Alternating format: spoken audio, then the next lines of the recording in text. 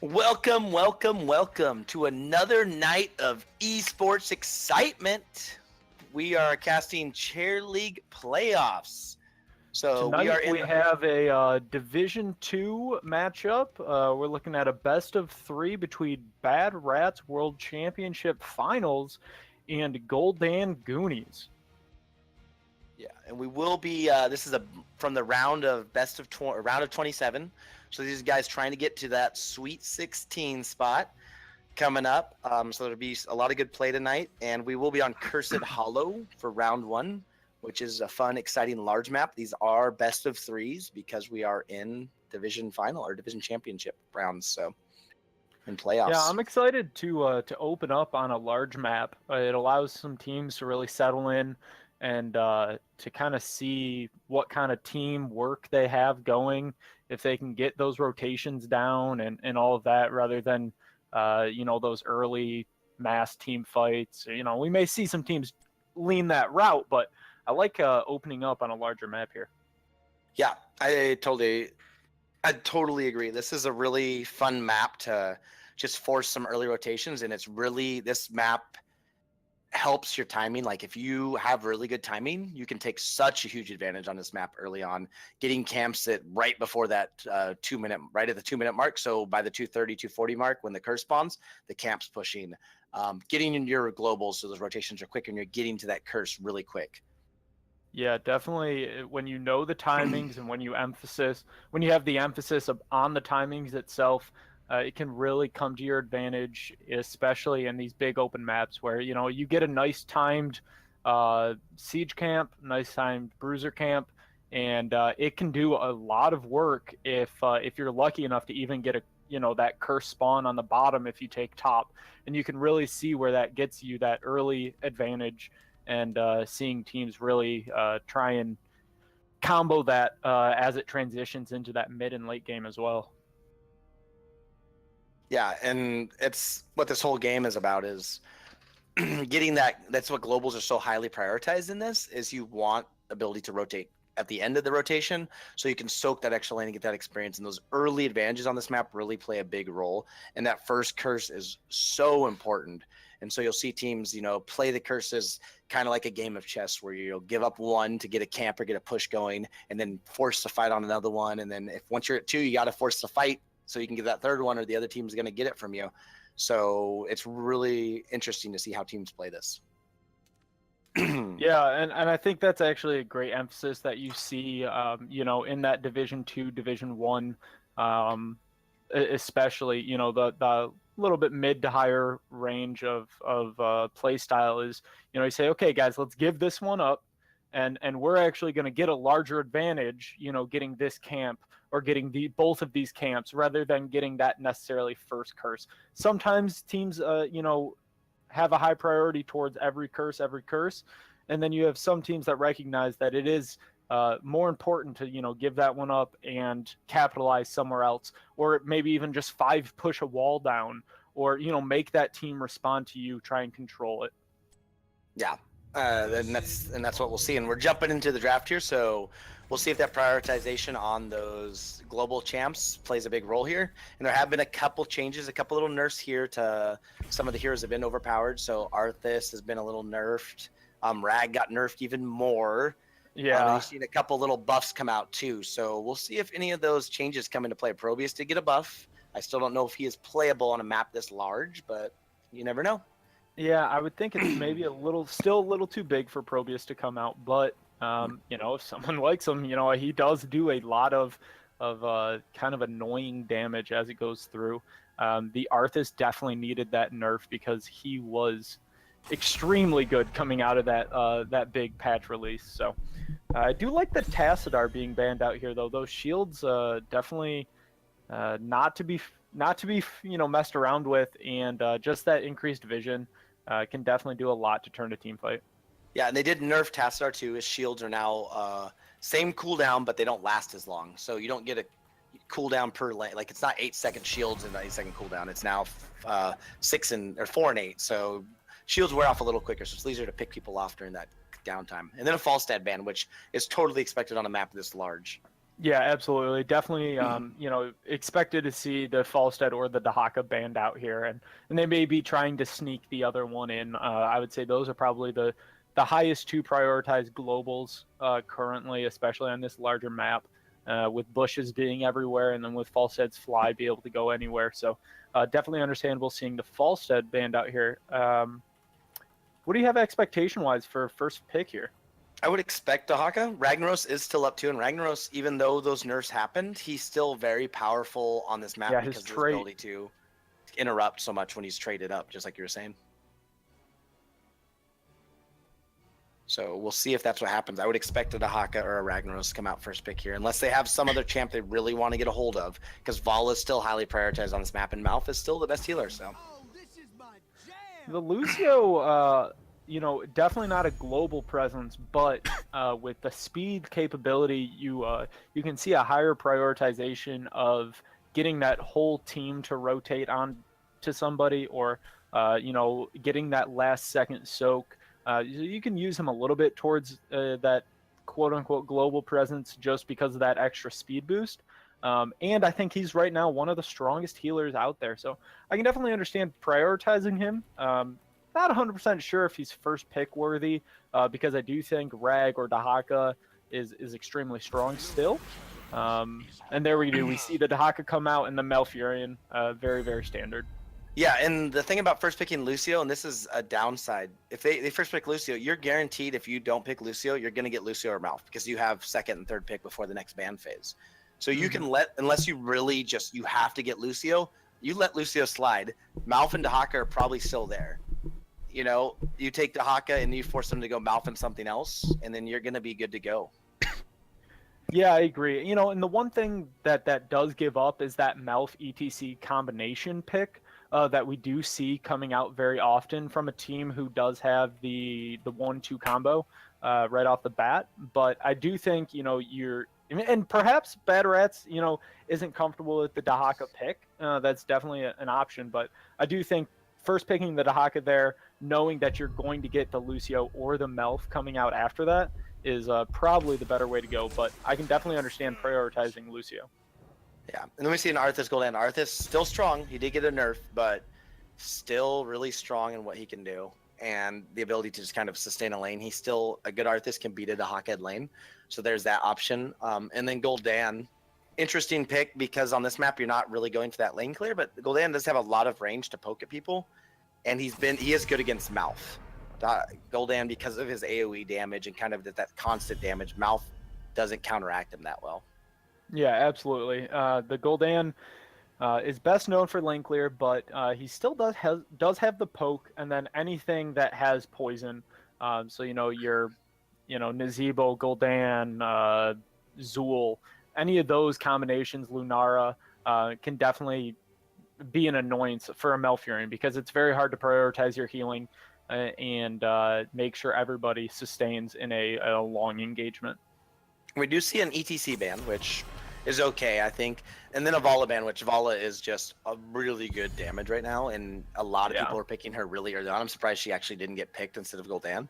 So Vala ban is just a good ban because of how much damage she can throw out and how much sustain she has in fights. Yeah, the Vala is one of the highest DPS heroes out there right now, so definitely understanding banning that out if you don't want to pick her yourself. And I think after picking the Gul'dan, you really don't want the Gul'dan Vala combination, so definitely understandable there. I'm a little surprised we didn't see Gul'dan Goonies trying to pick up that ETC, and perhaps they didn't think he would be able to make it through the ban phase, but so they do prioritize the Leoric. Leoric Dahaka is a great combination, so it's an interesting team beginning to shape up here for Gul'dan's Goonies. Yeah, and Leoric has been seen as a pseudo counter to Arthas, and so you're seeing more Leorics against Arthas because you have the ability to just put that drain, just like Diablo. You have the ability to put the drain on him, and you just kind of chase him around, and he can't really get out of your range because he has no escape. So that has been like a pseudo counter to Arthas, and he also with his Entomb, if you get Lucio and Entomb, you can just kill him. So I like the Leoric pickup, and maybe that's what they're going for, is kind of a Lucio Arthas counter, and then KT to follow that damage up. So if Leoric gets a good Entomb down, KT and then Malphs. You have Malphs silence and then KT blow up. I really like the Zarya pickup here to help support the Arthas in the front line, to give that last second shield to the Gul'dan, because Lucio doesn't have that burst healing. So I do like that Zarya pickup to go alongside the Lucio, Arthas, Gul'dan, and then Raynor's beginning to make a little bit of a resurgence. We saw him fall off just a little bit, but as always, he's got that very, very strong sustained damage, and then that self heal, is just very, very good for team fights. Yeah, and Zarya is a counter to Leoric, because now if Leoric gets a drain hope on Zarya, you just pop your shield and you get free energy. Yep. Yeah, it's like, woo, free energy. Thanks for the full energy bar, Leoric. So yeah, very exciting to see both of these teams recognizing the counter and going with it, and not really sacrificing too much on their own team to do so. So very good job by both of these teams so far. Yeah, and it'll be I'm liking both teams' drafts right now. I'm wondering, they need an auto attacker. I don't know what they're gonna, a Grey Man. Okay, that works. I was gonna say they need some kind of auto attack damage from Gul'dan Goonies. I was thinking maybe there's a possibility of a Tychus, but the Grey Man is also a really good pickup. Yeah, Grey Man very good right now. He's going to be a little squishy to dive into a Gul'dan Raynor, but, I think if he plays it safe with maybe a cocktail build or something, especially that's allowing for some extra poke around Cursed as well, so can understand the Greymane pickup.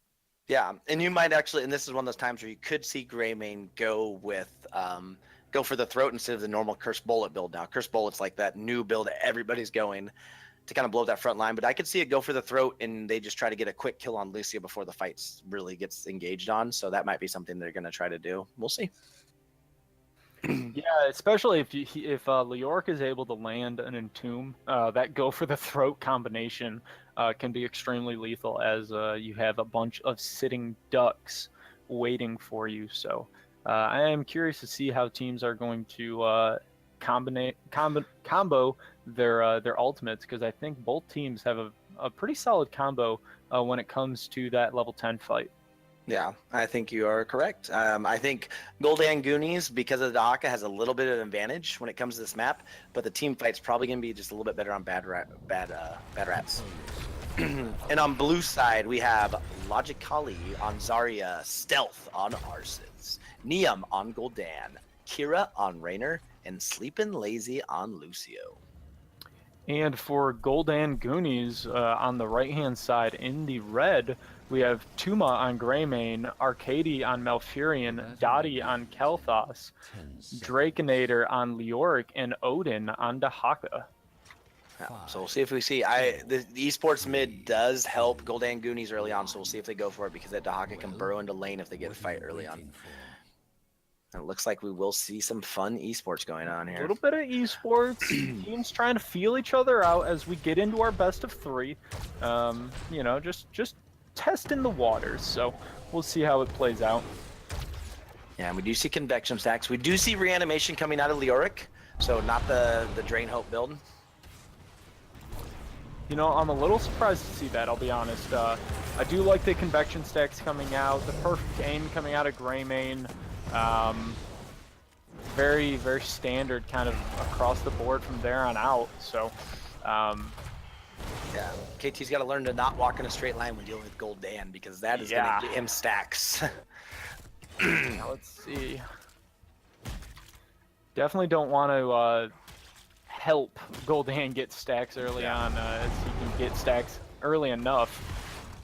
Yeah, we see a huge rotation on Leoric, which is just not who you're going to be able to rotate on because of his ability to get out. Yeah, absolutely. And a little bit of missed synergy between Arthas there and Lucio, as Lucio went for the push, Arthas went for the stun. I don't think it would have ultimately mattered, as Leoric, was not close to death to begin with, but definitely want to stay on their toes for that going forward. Yeah, I do think the matchup is better for Gul'dan now. I don't think Arthas wants to be top against Leoric, so this is a much better switch for them to have Gul'dan against Leoric versus Arthas. Absolutely. Definitely don't want to be a melee target against the Leoric. I do like seeing the Greymane rotating, trying to stay free. KT getting a little dangerous, but able to get out with no big issues there. Yeah, Zarya is just staying at full energy right now, so good job by Zarya to keep the energy high. So, we'll see what else they try to do. Normal lanes, Dahaka against Raynor, that's not going to be a matchup that favors Dahaka if the Raynor knows what he's doing. Yeah, like and we can see that through and through here. Dahaka is definitely going to struggle with that. I don't think Raynor should be able to get a kill until maybe level 7 or so. But, you know, Dahaka's just got to play safe and, you know, do everything he can. A little early on the camp, but I can definitely understand wanting to prioritize, make sure they got that before the first curse coming out. Yeah, and Dahaka does go Spell Armor at 1, which is okay against Gul'dan, but it makes his laning's gonna be that much harder against whoever he's laning against. So and this spawn does favor Gul'dan Goonies because they have that camp pushing bot now. Yeah, and especially Dahaka is going to be able to stay down there and protect it, make sure Raynor doesn't get that early poke on it, and then being able to burrow up and forcing Raynor to be late to that as well. Yeah, already full, and there he goes. Dahaka does burrow up, so it's 4v5 right now, favoring Gul'dan Goonies. Gul'dan got a huge stack off there, though. They're getting kind of low. Gul'dan's doing a lot of poking. A lot of damage coming out. Dahaka does get a tongue on Zarya, but gets knocked back. Greymane goes in a little early. He is getting extremely low. Greymane drops. The power of Zarya showing Arthas just poking on the Dahaka. Leoric in a really bad spot. Leoric does drop. It's going to be a huge, another kill. Chain bombs are going out though. A lot of damage being put out by KT, but just not enough to get a secure kill. Yeah, a huge emphasis on Raynor actually staying bottom that whole time as well. So definitely Gul'dan Goonie had the opportunity there. They recognized it. They just need a little more communication, taking, you know, a breath or two before trying to force an engagement. They recognized the 4v5. They wanted to force it, but they got a little out of hand in getting split in doing so. So a great defense by Bad Rats to come out on top in that 4v5 pretty handedly and gain the level 7 advantage. Yeah, and that camp got almost no value bottom, so really yeah, they didn't force Raynor to leave. I mean, Raynor was able to stay down there and to clean that up very, very easily. So, you know, we do still see Gul'dan Goonies having a great time map presence to get camps in order before tribute spawning. So let's see if they're able to, you know, take a breath before this and see if they can even get a poke down there. Yeah, and this will be a 5v5. Everybody's rotated down now. They'll probably see an early interrupt here. Good job. Leoric Gul'dan a little late to the party, but I think that's all right. We are going to see a consistent 5v5 here. An early root coming out by Malfurion. Leoric melting out in the front lines, but KT able to get enough damage out. Leoric does end up going down to Raynor. A great convection set coming out by Kel'Thas. Dahaka, unfortunately, in there by himself, is not able to sustain the damage with just the Malfurion heals. And again, Gul'dan Goonie is going to have to back out of here, making sure Dottie does not want to lose his 11 stacks of convection this early. He's got to be able to get out of there and recognize that those 11 stacks are more worthy than that second shrine. So, again, Bad Rat's doing a great job controlling the team fight so far. Yeah, and their comp does favor them early on to win these team fights. Until that Entomb, until that Silence, you're not going to be able to. Those team fights can be really hard for Gul'dan Goonies to win. So.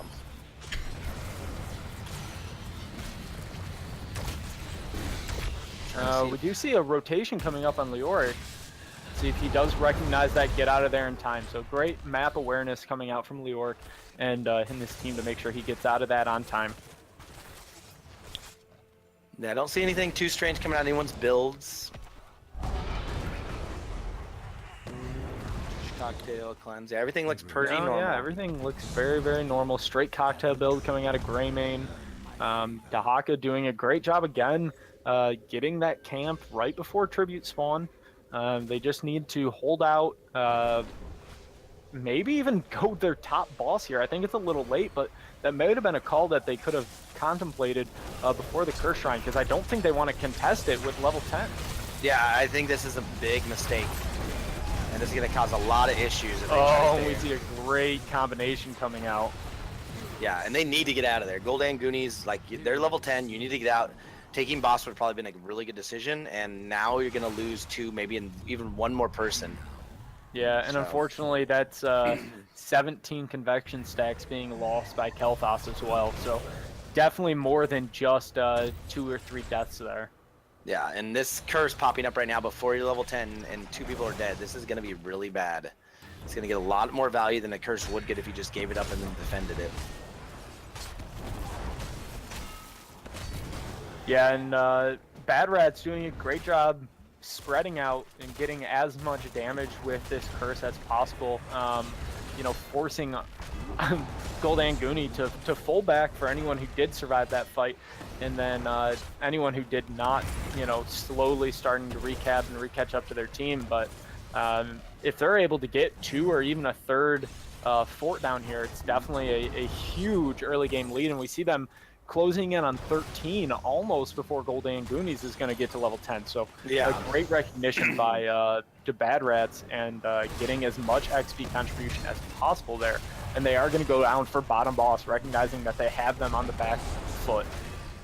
Yeah, and this is a chance for Gul'dan Goonies. If they recognize that boss is going on, they can get down there and rotate quick enough, but I don't think they're going to see it happening. They're just Yeah, going to rotate. I just don't think they caught onto it. Yeah, and Zarya's doing a really good job of keeping some kind of pressure mid so they don't realize what is going on. Yeah, they recognized it, but just a little too late. Definitely, I think Zarya did a great job, like you were talking about, showing that presence. You know, hey, I'm over here. My team's clearly, you know, not doing anything. So great job trying to delay them as much as possible, preventing them to get on mounts, preventing them from birthing. You know, just keeping them occupied definitely helped their team a lot, and immediately going for that boss combo. Yeah, and this bottom boss shouldn't get any value. It maybe get 1 or 2 hits on the fort because it'll tear it down so quick, but that top boss is where the value is going to come. And that's what you do when you take both these bosses and you force the other team they won't get anything. So they're going to get both bosses and maybe some pressure out of this top boss, or even get that mid camp and take down that mid fort and get some actual good value here. Yeah, I think they can probably force on the Bruiser and invade towards that, or just go to that mid, maybe even get mid wall down or something like that, especially with their level 13 advantage and top boss pressuring. So great map control, great map presence coming out from Bad Rats. Yeah. And we do see a Cursed Bullet come out from Greymane, which is fine to get as long as you're focusing that person that's going to be inside the entomb. They do get entomb, which we would expect, and isolation. Yeah. So they have the blow up to kill somebody if they get someone locked down really well. They just really need to try and get that team coordination, because anything between Phoenix, Entomb, Twilight, Isolation, I mean, they have a great level 10 combination, so hopefully they can settle in here now that they have 10, force that engagement on their terms, and see if they can really start swinging things back in their favor. Yeah, the Hawke's just chilling out down here. There he goes. He's burrowing. I was wondering what he was doing for a second. Waiting a little long to leave. So Yeah, hopefully, Gul'dan Goonie should be able to close this level gap because of the ability to split soak from Dahaka. But they have to be careful not to take an engage. They're still not up 13 yet, and they're down at talent. I think they need to let this curse go, get 13, and then try to take a fight before the next curse spawns. Yeah, absolutely. I think they need to recognize, maybe go bottom as 4, as 5, and try and force onto that fort while, you know, you give up that 1 tribute, collect your team, get a little bit things going for you, get level 13, and then try and take an engagement more on your terms. Definitely think they need to give this one up. And you know, they are just going for the split soak rather than forcing an engagement bottom. I think either option was acceptable there.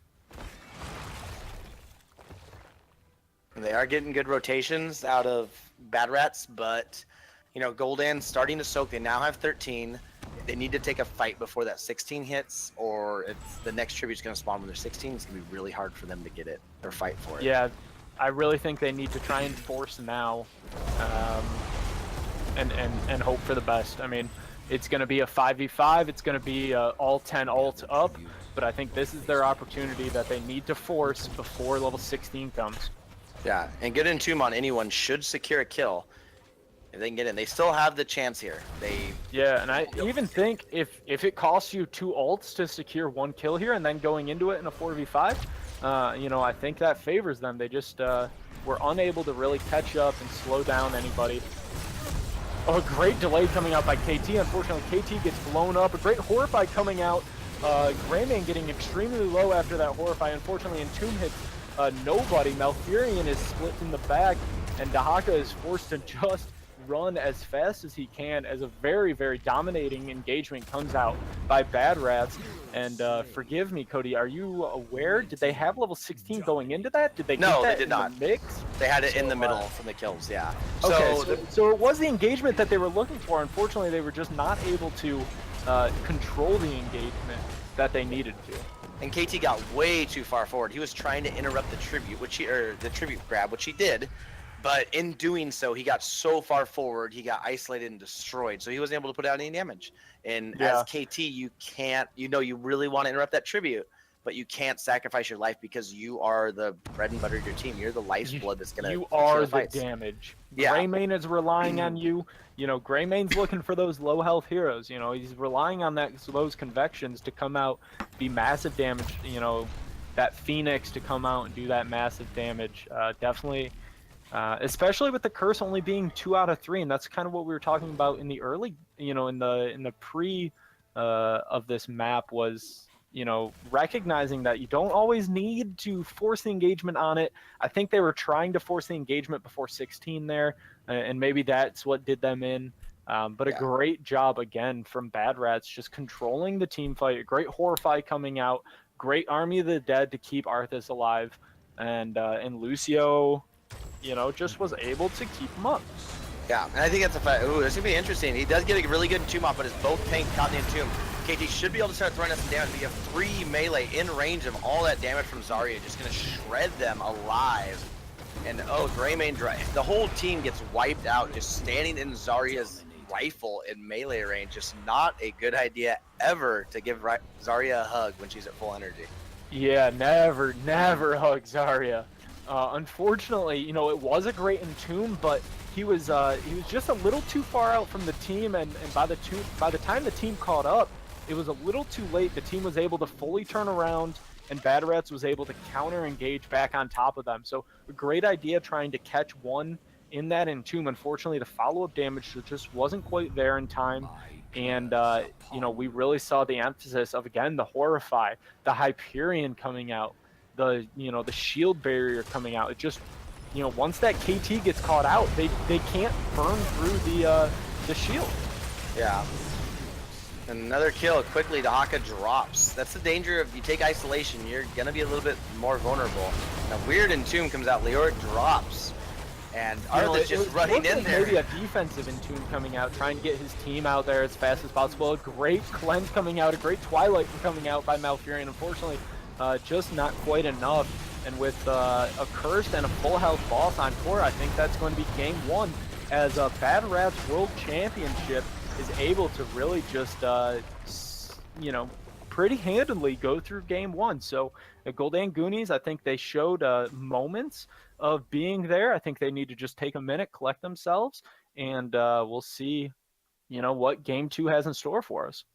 Yeah, and not a single kill was secured there by Gul'dan Goonies, and that's just says a lot for you have the you have the Leoric, you have the Greymane, you have the idea of isolating someone, but when the people you're isolating are the Arthas and the Zarya, and then you're like, yeah, let's get in there. Arthas pops his Frozen Tempest, Zarya's like shields, and Leoric's like, hey, go ahead and destroy my face, and they're along with the other 3 melee people coming in range because we're going to give you full energy and stand in your Frozen Tempest. And that's what was happening. Gul'dan, Raynor, and Lucio were just able to stand outside and just poke, while the team dropped from standing in Frozen Tempest and Zarya's attacks. That was just really good job by Bad Rats to kind of use their ability and what they knew their team comp would do and just kind of zone the whole team out with those 2. Yeah, absolutely. And that last team fight by bottom boss, we saw a great Horrify come out. We saw the patience by Zarya to wait, put that expulsion zone behind the 3 targets that got Horrified into the Arthas Frost. And, it was really just a great synchronized team fight coming out by Bad Rats, and we saw that all game. So a very convincing game 1. I'm excited to go to Inferno.